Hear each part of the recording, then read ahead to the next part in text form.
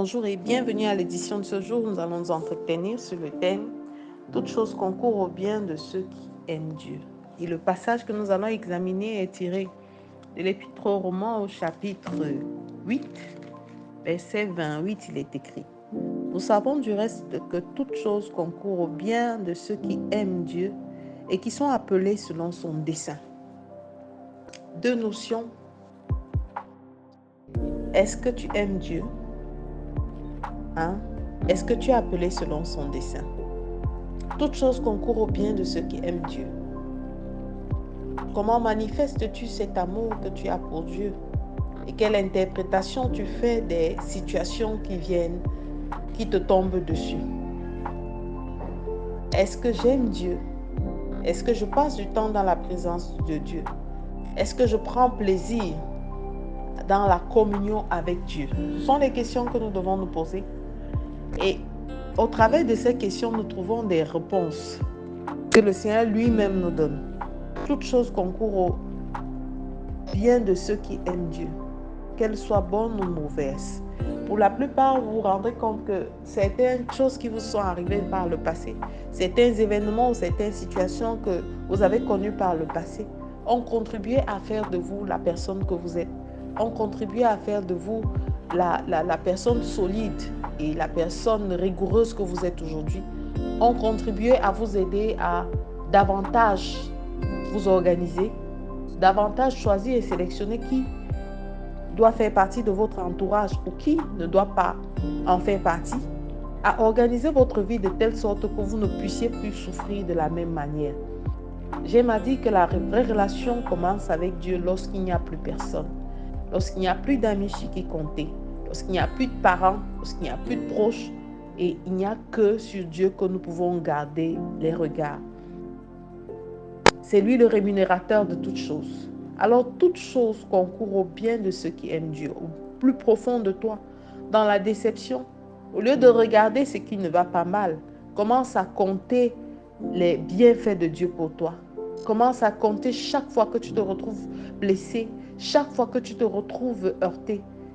Commence à te dire, Seigneur, qu'est-ce que tu veux ou quel enseignement tu veux me donner au travers de l'événement, de la situation, de la difficulté que je suis en train de vivre. Toute chose concourt au bien de ceux qui sont appelés selon son dessein. Parce que ceux qui sont appelés selon son dessein n'ont pas de vie facile.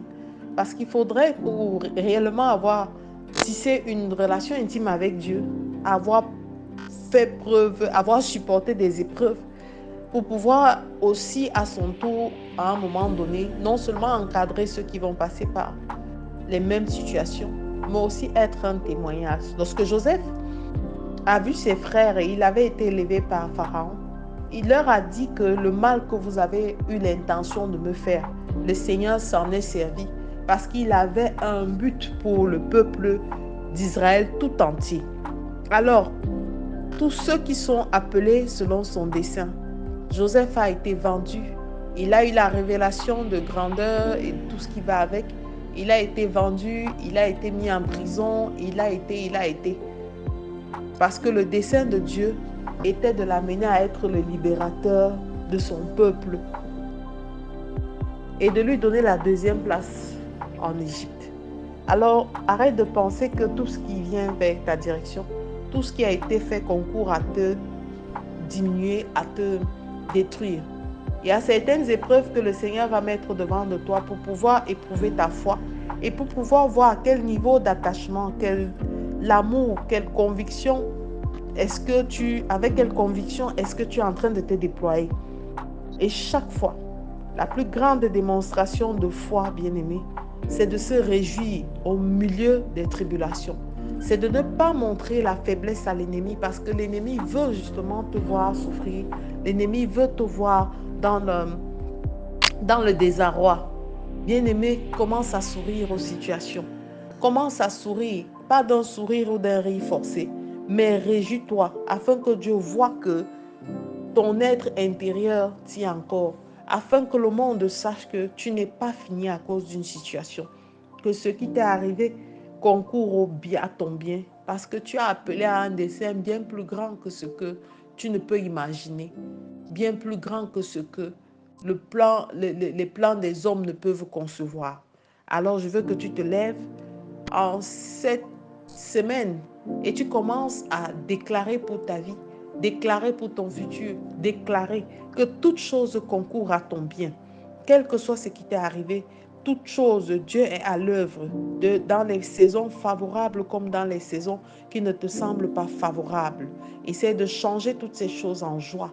Essaie de démontrer au plus profond de toi ton amour à Dieu par la manifestation de la foi, avec une attitude joyeuse et de réjouissance. Je te recommande de faire cette prière ce matin avec moi, Père éternel. Je te suis reconnaissant pour tout ce que tu as fait, Seigneur. Tes bienfaits sont incomptables pour moi et je m'accroche à toi de toutes mes forces, car je sais, Père éternel, que ce que tu as déclaré dans ma vie s'accomplira. Merci pour tout. Merci pour ta présence. Merci pour être qui tu es pour moi. Reçois louange, honneur et gloire. Au nom de Jésus-Christ, nous avons prié. Amen, amen et amen. Je suis la révérende Sonia Antoinette. Je vous souhaite de passer une excellente journée. Shalom.